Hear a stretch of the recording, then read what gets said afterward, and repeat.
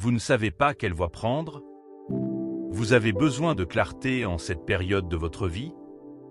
Dieu veut que vous soyez toujours sur le bon chemin.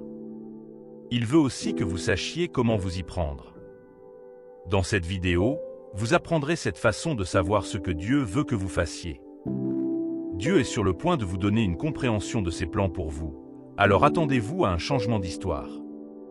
Mais avant de continuer, veuillez vous abonner à cette chaîne et activer la cloche de notification. Beaucoup de gens pensent que Dieu ne s'intéresse pas aux décisions qu'ils prennent, mais c'est loin d'être la vérité. Dieu est intentionnel envers vous, et cela signifie qu'il se soucie de tout ce que vous faites. Il ne garde jamais ses plans secrets. L'une des façons dont il le fait est de vous donner des signes spécifiques pour vous indiquer les bonnes mesures à prendre. Certains de ces signes peuvent être plus subtils que d'autres, mais ils révèlent tous à quel point Dieu peut être direct lorsqu'il veut que vous preniez certaines responsabilités. Examinons les 7 façons de savoir ce que Dieu veut que vous fassiez. Numéro 1. Par sa parole. Lorsque vous voulez comprendre la direction de Dieu dans votre vie, la première chose à laquelle vous devez vous tourner est sa parole. Elle porte la volonté de Dieu pour vous à tout moment. Elle vous révèle également les pensées de Dieu sur les relations, les carrières, les finances et la famille.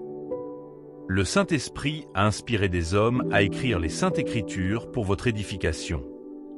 2 Timothée 3, 16-17 dit « Toute écriture est inspirée de Dieu et utile pour enseigner, pour convaincre, pour corriger, pour instruire dans la justice, afin que le serviteur de Dieu soit accompli et propre à toute bonne œuvre. » Dieu savait que vous auriez toujours besoin d'une forme de direction, c'est pourquoi il s'est préparé à l'avance pour vous. La parole de Dieu porte sa volonté pour vous à cet instant précis. Donc un signe que Dieu veut que vous preniez une certaine mesure est lorsqu'elle est en accord avec sa parole. Lorsque vous vous surprenez à relier cette décision aux Écritures, en particulier dans les moments où vous avez besoin de clarté, alors Dieu vous parle de ce qu'il veut que vous fassiez. Si Dieu commence à communiquer avec vous sur un certain domaine de sa parole, cela signifie qu'il veut régler quelque chose dans votre vie. La Bible ne peut jamais contredire la personnalité de Dieu. Souvenez-vous qu'il est la parole. La parole contient tout ce dont vous avez besoin pour profiter d'un voyage fructueux sur terre. Elle dirige votre chemin et vous aide à trouver la clarté dans les moments de faiblesse. Dans les moments où vous vous sentez découragé, la parole de Dieu est une banque dans laquelle puiser de la force. Vous ne pouvez pas prendre de mauvaises décisions si vous vous fiez toujours à la parole de Dieu. Elle vous aide à savoir quoi faire. Ainsi, chaque fois que vous vous sentez poussé à étudier la parole de Dieu, c'est un signe que Dieu veut que vous construisiez votre relation avec lui. En effet, la compréhension de la parole vous rapproche de Dieu. Elle vous aide à apprendre la personnalité de Dieu et sa position sur des questions importantes et triviales. Plus vous apprenez à étudier, plus vous en savez sur Dieu. C'est ce qu'il veut. Dieu veut que vous parveniez à la vraie connaissance de lui. Il veut que vous révéliez votre héritage en Christ, et la seule façon d'y parvenir est par la parole. Les moments que vous passez avec la parole de Dieu ouvrent votre esprit aux réalités dont vous devriez profiter dans le salut. Cela vous aide à évaluer et à ajuster votre vie à la norme de Dieu. Ainsi, lorsque vous voyez un zèle nouveau pour étudier la parole de Dieu, cela signifie qu'il veut augmenter votre capacité spirituelle. Vous pouvez être sûr que Dieu vous guide lorsque cela correspond à sa volonté, et la volonté de Dieu est sa parole. Il n'y a pas de meilleure façon de savoir ce que Dieu veut que vous fassiez que de le découvrir à travers les Écritures. Cela vous donne de la clarté sur tout domaine de confusion, et cela vous aide également à grandir dans votre relation avec Dieu. Si votre cœur s'ouvre à la parole de Dieu ou à un groupe d'études, c'est un signe que Dieu veut vous aider à trouver des réponses. Il veut diriger vos pas. C'est pourquoi vous devez donner la priorité à la parole de Dieu. Vous devez passer du temps à la méditer quotidiennement.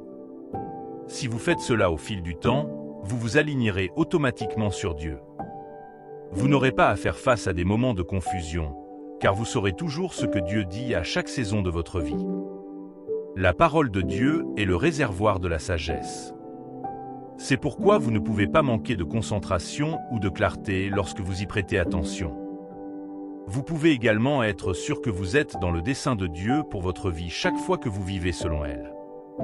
Comment pouvez-vous autrement savoir ce que Dieu veut que vous fassiez? Numéro 2. Une sensation de paix. La paix de Dieu dans votre cœur est une autre façon de comprendre Dieu. Lorsque Dieu vous conduit à faire quelque chose, il vous donnera sa présence, et l'une des façons dont vous ressentez la présence de Dieu est à travers la paix. Ce calme qui vient lorsque vous faites certains pas est la permission de Dieu de continuer. Cette paix sera comme le décrit le psaume 23. L'atmosphère dans votre cœur sera comme des eaux calmes. Lorsque vous commencez à ressentir un malaise au moment de prendre une décision, vous devez la contrôler. Dieu vous ordonne souvent de continuer ou de vous arrêter grâce à votre paix.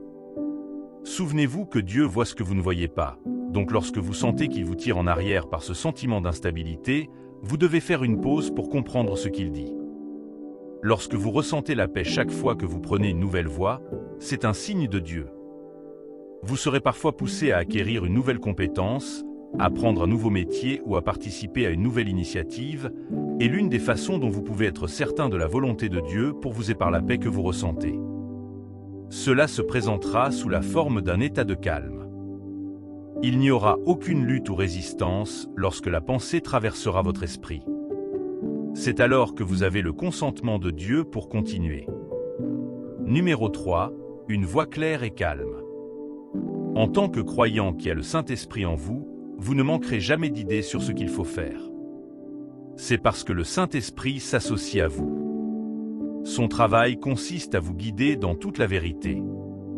Tout ce qu'il reçoit de Dieu le Père, il vous le montre. Cela signifie qu'il ne parle pas de son propre chef. Il sonde l'Esprit du Père pour connaître sa volonté pour vous et vous la transmet ensuite par une voix claire et calme. Il ne s'arrête pas là. Il vous instruit davantage sur la manière de vous y prendre. Ainsi, si vous avez laissé le Saint-Esprit entrer dans votre vie, vous pouvez être sûr que vous saurez toujours le bon chemin à prendre. Sa voix est toujours présente, vous instruisant, vous réprimandant et vous dirigeant sur la voie à suivre. Le Saint-Esprit vous maintient également dans le dessein de Dieu. Il veille à ce que vous ne vous écartiez pas de la volonté de Dieu. Chaque fois qu'il remarque une distraction dans votre vie, il vous en avertit. Si vous cherchez à savoir ce que Dieu veut que vous fassiez, prêtez attention à la voix du Saint-Esprit. Une autre chose que fait le Saint-Esprit est de vous recharger. Il vous donne une grâce nouvelle pour le voyage à venir. C'est un signe que Dieu veut que vous continuiez. Le Saint-Esprit vous donne également la conviction de ce que vous avez reçu de la parole de Dieu. Cela signifie qu'il marche en accord avec la parole. Il ne sera jamais en désaccord avec tout ce que Dieu vous révèle à travers les Écritures. Chaque fois que le Saint-Esprit vous demande de faire quelque chose, il vous convainc par la parole de Dieu. Vous devez comprendre cela parce que l'ennemi suggère également des idées à votre esprit.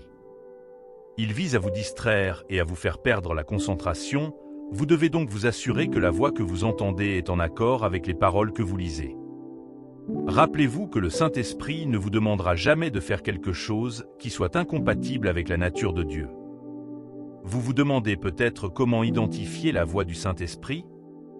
L'une des façons de toujours entendre le Saint-Esprit est de lui donner accès. Lorsque vous lui faites sentir qu'il est le bienvenu, il est toujours prêt à intervenir dans votre vie. Savez-vous que la voix du Saint-Esprit représente également la présence de Dieu? Cela signifie que sa présence est toujours là où il vous dirige. Lorsqu'il a demandé à Moïse de conduire les Israélites hors d'Égypte, sa présence était avec Moïse à chaque étape du chemin. Vous devez donc toujours vérifier la présence de Dieu pour trouver la clarté. Si vous ressentez sa présence lorsque vous acceptez un travail, cela signifie que Dieu vous donne son approbation à cette période. Une autre façon de susciter le Saint-Esprit est par la prière. Vous ne pouvez pas recevoir de signaux du ciel si vous n'avez pas une vie de prière cohérente. En effet, la prière est un moyen de recevoir des idées divines et le Saint-Esprit est votre intercesseur dans le lieu de prière. Lorsque vous lui donnez le contrôle, il communique vos désirs au Père et en retour, vous donne la réponse qu'il reçoit.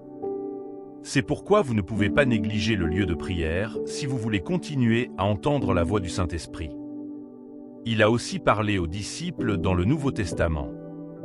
Dans Actes 13h2, pendant qu'il servait le Seigneur et jeûnait, le Saint-Esprit dit « Mettez-moi à part Barnabas et Saul pour l'œuvre à laquelle je les ai appelés. » Le Saint-Esprit a communiqué avec eux parce que leur cœur était concentré sur lui dans la prière.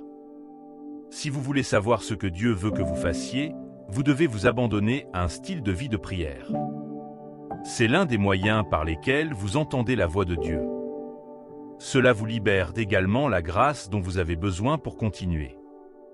Numéro 4. Les rêves et les visions. Dieu vous parle également par des révélations. Lorsqu'il veut que vous soyez conscient de ses plans, il vous communiquera par des visions et des rêves. Ce sont des moyens par lesquels il vous transmet des messages et des instructions. Dans l'Ancien Testament, les rêves étaient l'un des principaux moyens par lesquels Dieu interagissait avec son peuple. Par les rêves, il leur donnait des aperçus de l'avenir afin qu'ils puissent se préparer. Lorsque Dieu a voulu épargner à l'Égypte une famine, il a donné un signe, il a donné un rêve à Pharaon. Genèse 41, 25, 29 à 30 dit, Joseph dit à Pharaon, les rêves de Pharaon sont les mêmes. Dieu a révélé à Pharaon ce qu'il va faire. 7 années de grande abondance viendront dans tout le pays d'Égypte, mais elles seront suivies de 7 années de famine. Alors toute l'abondance qui était en Égypte sera oubliée, et la famine ravagera le pays. Dieu n'a pas seulement averti Pharaon par un rêve. Il a également donné à Joseph une interprétation de ce que signifiait le rêve et des mesures à prendre. Genèse 41, 33-36 dit que Pharaon choisisse maintenant un homme intelligent et sage et qu'il le mette à la tête du pays d'Égypte. Que Pharaon établisse des commissaires sur le pays qui prélèveront 1/5 de la récolte de l'Égypte pendant les 7 années d'abondance. Ils rassembleront tous les produits de ces bonnes années qui viennent et ils en feront des réserves sous l'autorité de Pharaon pour les conserver dans les villes afin qu'elles servent de nourriture au pays pendant les 7 années de famine qui viendront sur l'Égypte afin que le pays ne soit pas ruiné par la famine. L'Égypte jouissait de la sagesse divine parce que Dieu lui avait donné accès à l'avenir. Voyez-vous comment les révélations de Dieu sont stratégiques pour vous, pour maximiser vos saisons? Chaque fois que vous avez un rêve ou une vision récurrente, Dieu essaie de vous dire quelque chose. Vous devez découvrir ce qu'il veut que vous fassiez. Dieu peut également révéler ses instructions par une parole prophétique d'autres personnes. Ces personnes confirmeront ce que Dieu vous a déjà dit de faire. Dans de tels moments, Dieu peut communiquer avec vous par l'intermédiaire d'un ami, d'un parent, de votre guide spirituel ou même d'étrangers. Lorsque vous commencez à recevoir des paroles de confirmation de la part d'autres personnes, Dieu essaie seulement de valider les choses qu'il vous a déjà dites. C'est sa manière de renforcer votre foi. La prochaine chose que vous devez faire lorsque vous entendez Dieu est d'agir.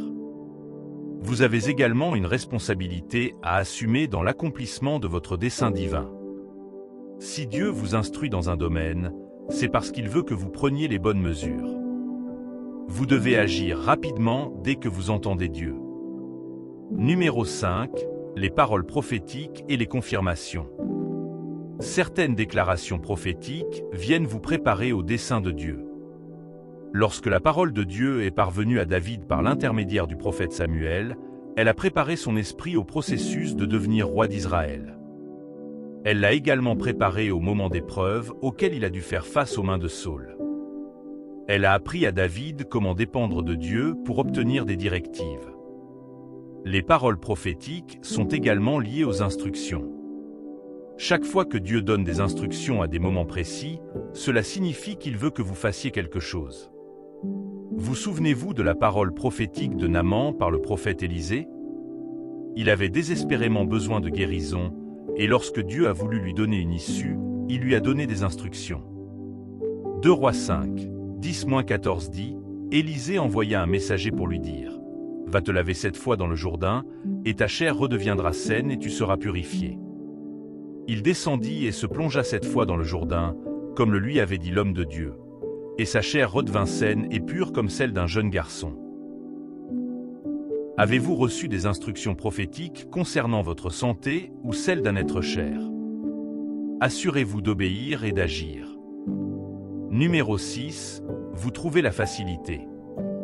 L'une des façons dont vous pouvez savoir que Dieu vous encourage dans une voie est par la faveur qu'il vous accorde. La plupart du temps, Dieu vous parle en orchestrant les choses autour de vous pour qu'elles soient conformes à votre dessein divin. La faveur de Dieu sur vous est un sceau qu'il est avec vous. Cela montre qu'il veut que vous réussissiez sur ce chemin. Lorsque ce signe est présent dans votre vie, vous apprécierez la facilité dans les situations difficiles. Vos épreuves deviennent supportables lorsque vous découvrez que Dieu vous accorde de la force. Vous verrez également que Dieu suscite des aides du destin pour vous. Si Dieu met des gens sur votre chemin dans une telle saison, c'est sa façon de vous dire de ne pas abandonner. Il essaie de vous encourager. Même dans de tels moments, il veut que vous sachiez que vous n'êtes pas seul et qu'il est présent avec vous.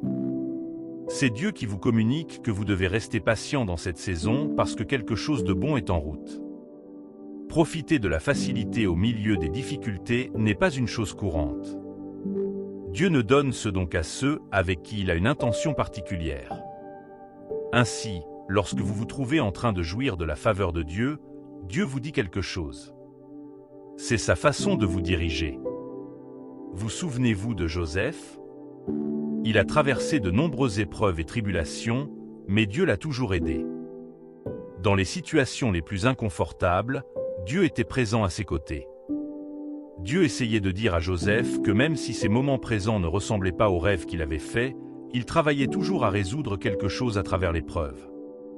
Lorsqu'il servait dans la maison de Potiphar, la présence de Dieu était évidente en lui, et Dieu faisait prospérer les œuvres de ses mains. Genèse 39, 2-5 dit « L'Éternel fut avec Joseph, et il prospéra.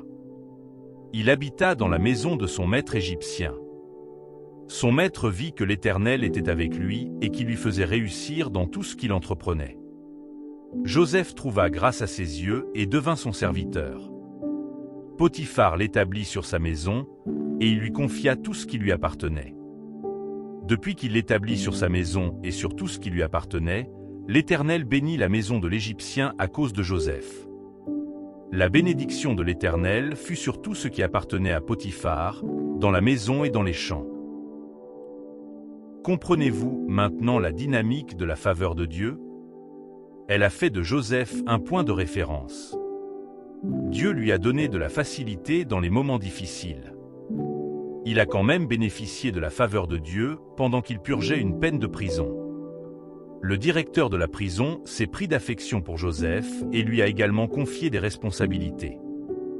Même en prison, Joseph a connu le succès parce que la présence de Dieu était avec lui. C'est pendant sa peine de prison qu'il a rencontré quelqu'un qui l'a recommandé au roi. Les gens recherchaient l'attention de Joseph lorsqu'ils avaient besoin de solutions et d'interprétations à leurs rêves.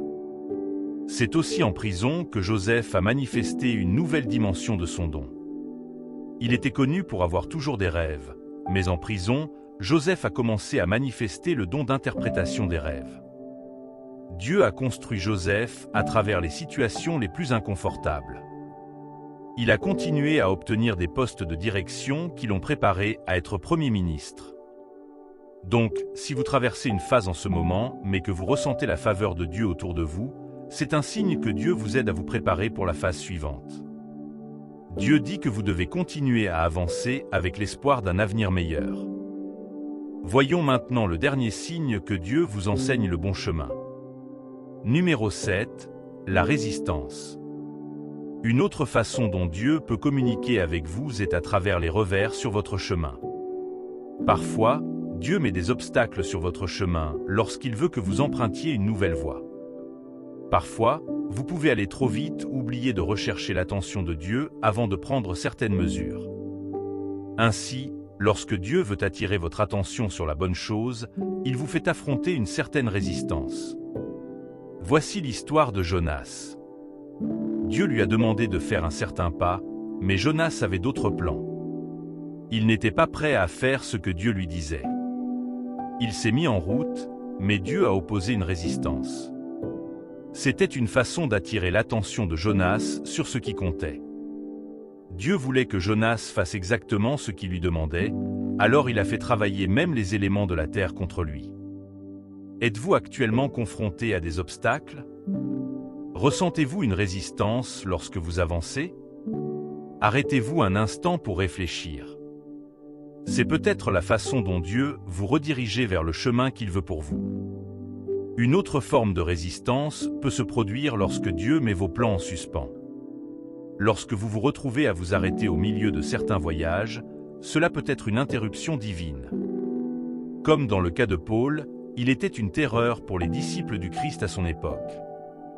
Il préconisait l'emprisonnement et le meurtre de nombreux croyants, mais Dieu avait d'autres plans pour Paul. Il voulait que Paul soit l'un des prédicateurs de l'Évangile qu'il méprisait, alors il interrompit son voyage.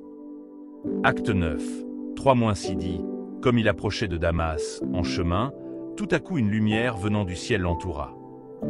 Il tomba par terre et entendit une voix qui lui disait « Saul, Saul, pourquoi me persécutes-tu » Saul lui demanda « Qui es-tu, Seigneur » Saul lui répondit « Je suis Jésus que tu persécutes. Maintenant, lève-toi, va dans la ville, et on te dira ce que tu dois faire. » Si vous continuez à subir des restrictions, en particulier dans un certain domaine où vous essayez de faire des progrès, vous devez faire attention. Dieu vous dit peut-être qu'il veut que vous empruntiez un nouveau chemin. Maintenant que vous comprenez la manière dont Dieu vous dirige, vous devez savoir comment prendre vos responsabilités. La première chose que vous faites est de suivre Dieu dans l'obéissance. Vous devez vous construire pour être prêt à agir rapidement lorsqu'il vous parle. Chaque parole que Dieu vous adresse doit être suivie d'obéissance. C'est ce qui détermine si vous recevez les bénédictions de Dieu. La parole de Dieu vous exhorte à être disposé et obéissant, car seules ces personnes mangeront les bonnes choses de la terre.